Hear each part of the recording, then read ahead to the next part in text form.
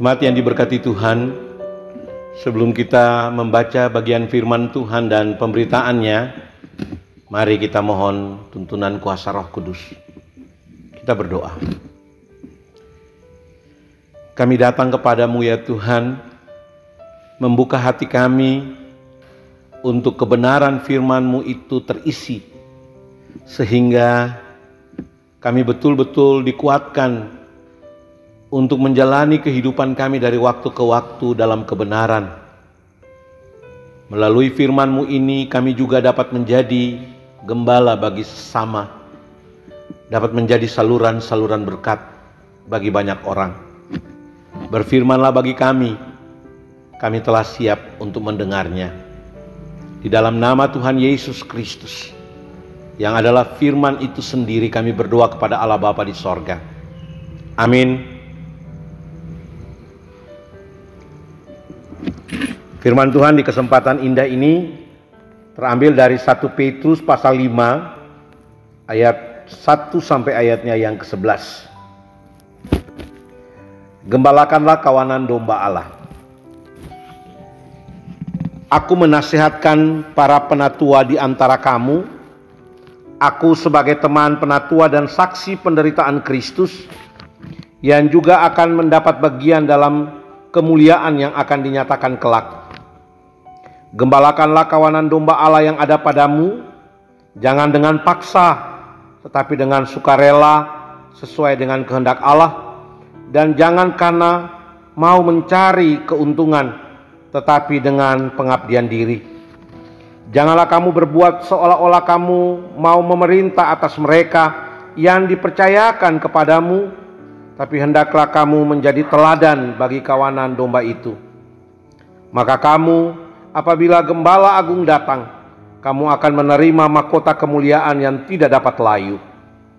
Demikian jugalah kamu, hai orang-orang muda, tunduklah kepada orang-orang yang tua, dan kamu semua rendahkanlah dirimu seorang terhadap yang lain, sebab Allah menentang orang yang congkak, tetapi mengasihani orang yang rendah hati.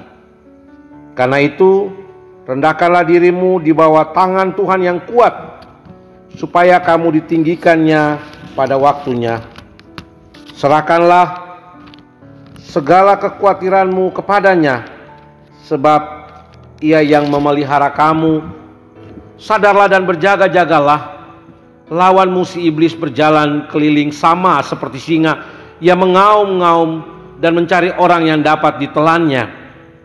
Lawanlah dia dengan iman yang teguh, sebab kamu tahu bahwa semua saudaramu di seluruh dunia menanggung penderitaan yang sama.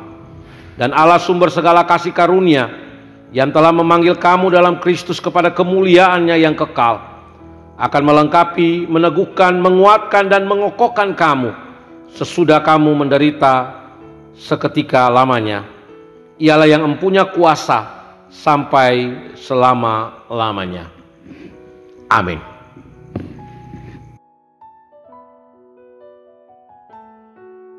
Bapak Ibu jemaat yang diberkati Tuhan, dalam ibadah saat ini kita mau mensyukuri kasih Tuhan yang besar atas negara Republik Indonesia yang Tuhan anugerahkan di tanggal 17 Agustus kemarin berusia 75 tahun. Dan juga untuk Provinsi Maluku yang juga dapat menikmati usia yang sama 75 tahun. Hari ini 6 September 2020, selaku para pelayan dan jemaat GPM, Tuhan menganugerahkan kita 1 tahun lagi usia bertambah 85 tahun. Dan besok dalam eksistensi kita di kota Ambon, bersama seluruh pemerintah kota, warga kota, kita boleh diberikan 1 tahun usia bertambah lagi 445 tahun.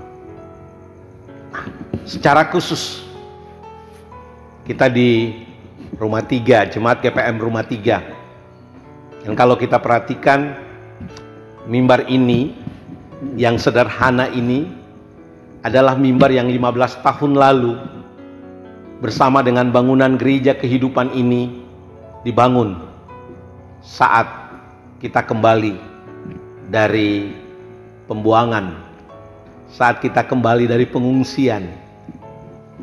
Dan hari ini 15 tahun kita mensyukuri gereja kehidupan sebagai sarana peribadahan umat, sebagai tempat di mana kita bersekutu, bersaksi, dan melayani. Bapak, Ibu, anak-anak, jemaat yang diberkati Tuhan, pertambahan usia selalu mengandung aspek kontinuitas atau aspek keberlanjutan.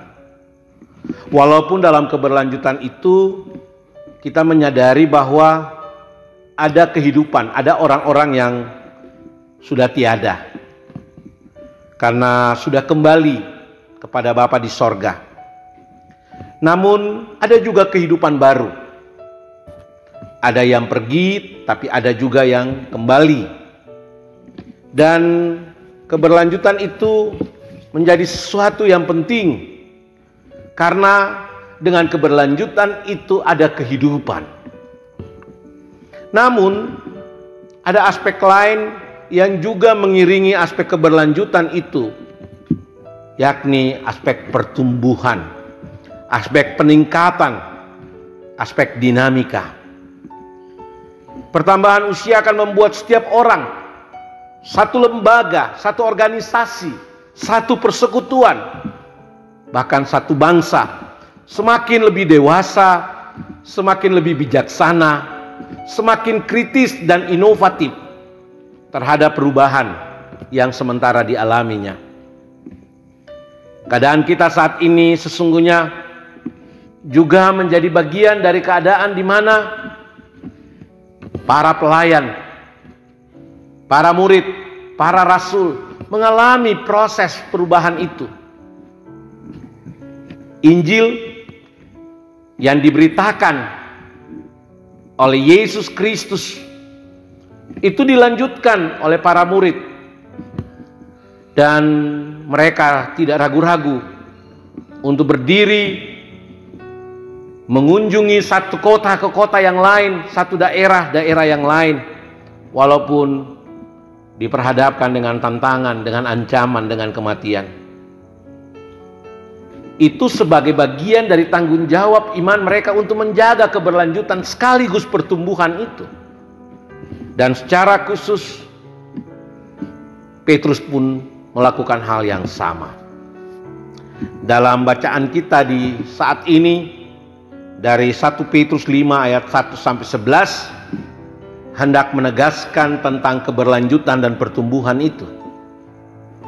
Dari apa yang Petrus alami bersama dengan Yesus, dia menjadi saksi atas penderitaan Kristus, tetapi juga ia mendapat bagian karena keyakinan imannya atas kebangkitan Kristus Yesus yang memerdekakan mereka dan membuat mereka semakin bertambah teguh iman mereka untuk terus bersaksi dan melayani Kristus, memberitakan tentang Kristus yang mati tapi yang bangkit, dan memberikan kemuliaan bagi setiap orang yang percaya, supaya tidak ada seorang pun yang binasa.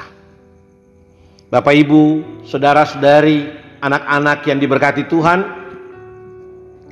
kita melihat keberlanjutan akan tanggung jawab itu tidak berhenti hanya pada para murid, tetapi dari apa yang mereka alami, mereka beritakan itu kepada banyak orang.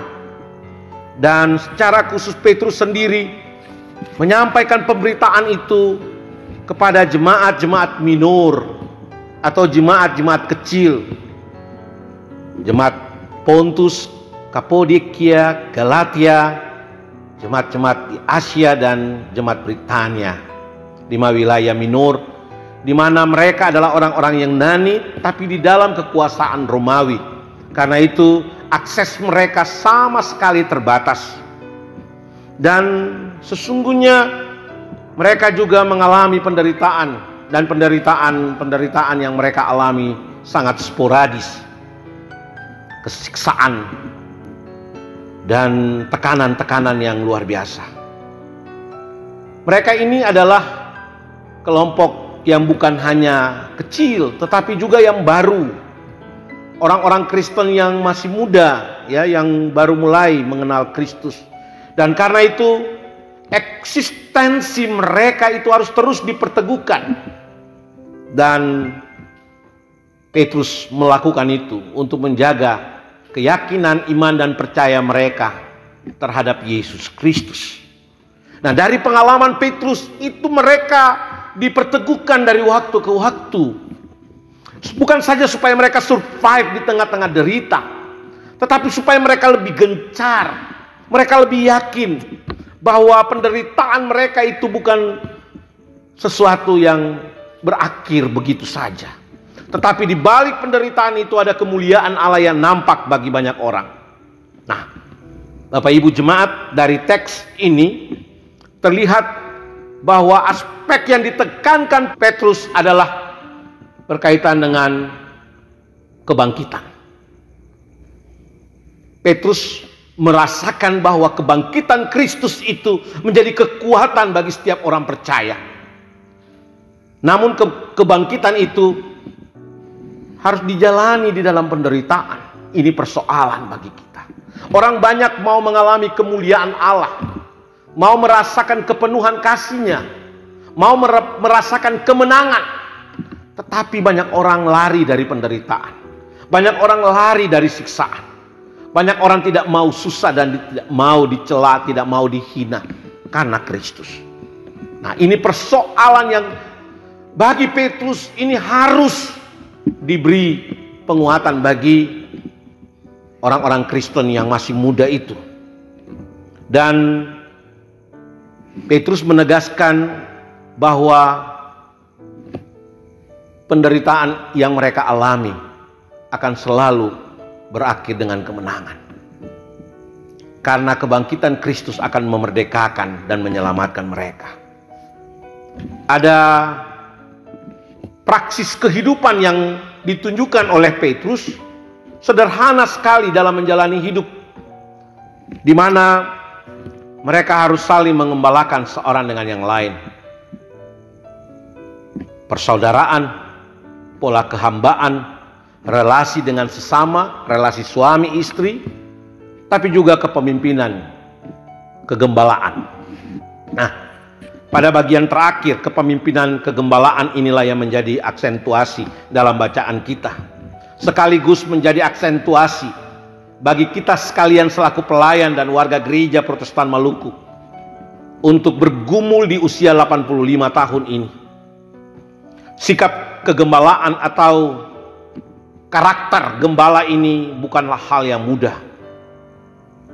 Dan Petrus sendiri dari ayat pertamanya itu hendak memperlihatkan bahwa seorang gembala adalah seorang yang mau merendah, yang mau mengambil posisi melayani.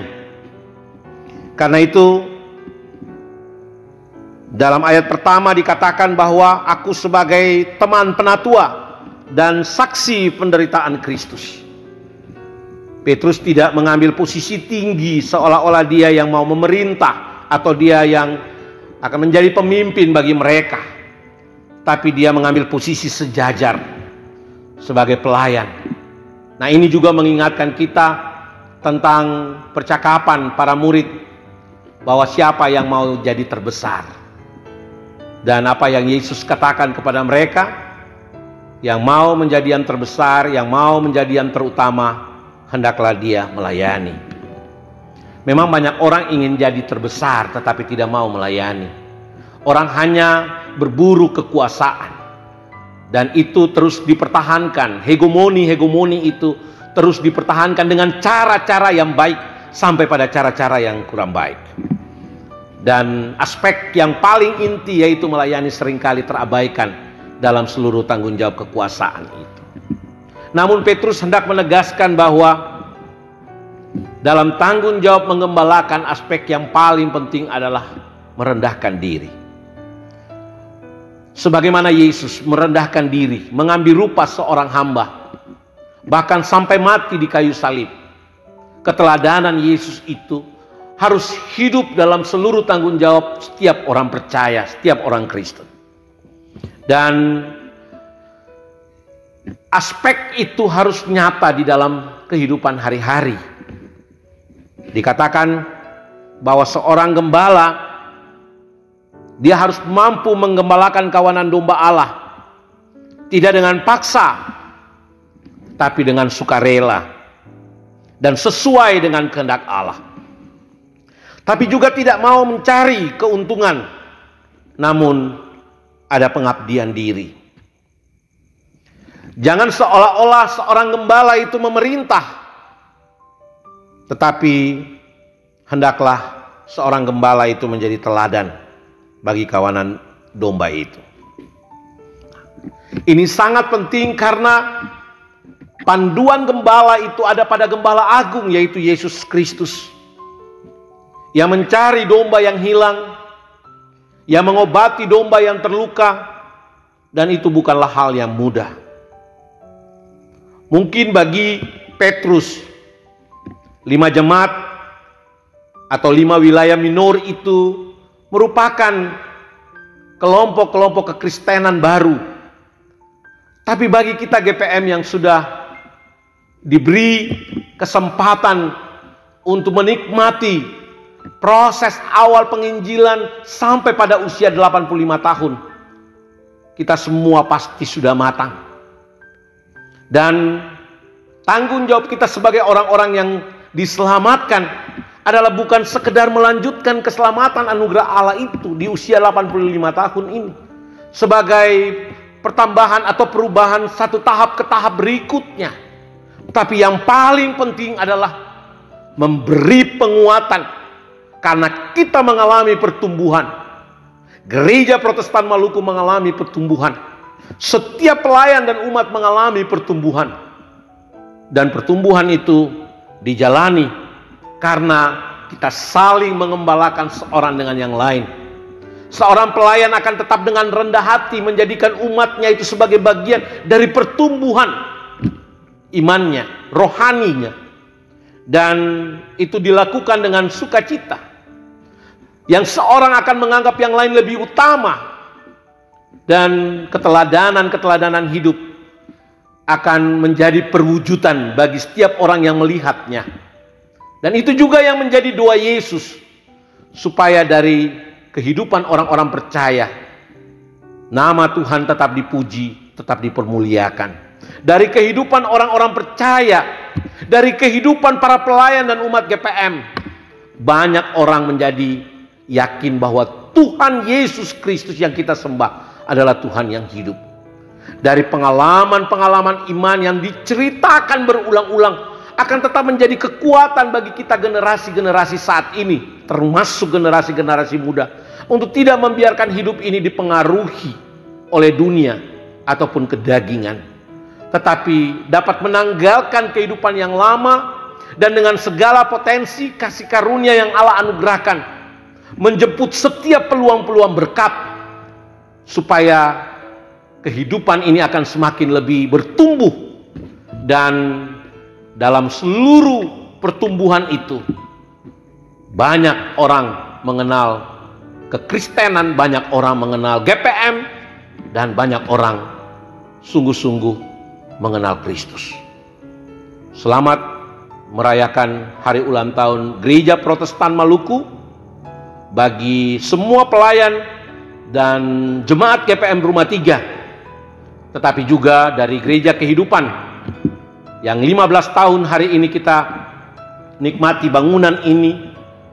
Kita juga mau bersyukur karena persekutuan, kesaksian, pelayanan masih tetap berlangsung sampai hari ini.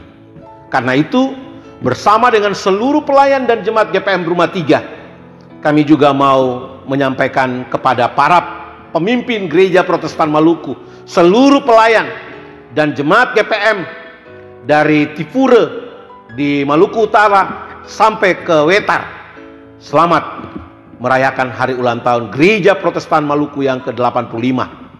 Dan juga bagi Kota Ambon di usia 445. Dan biarlah kasih anugerah dan berkat yang Allah anugerahkan bagi kita akan tetap menguatkan kita untuk melanjutkan tugas bermisi ini. Tetapi juga di dalamnya kita mengalami pertumbuhan. Tuhan menyertai dan memberkati kita. Kepada kita sekali lagi, bagi seluruh pelayan dan jemaat GPM Rumah 3, selamat ulang tahun Gereja Kehidupan. Tetap ingat bahwa Tuhan penuh kasih bagi kita, dan keberadaan kita saat ini menjadi bukti kasih-Nya atas kita. Tuhan menyertai kita sekalian. Selamat pagi, shalom.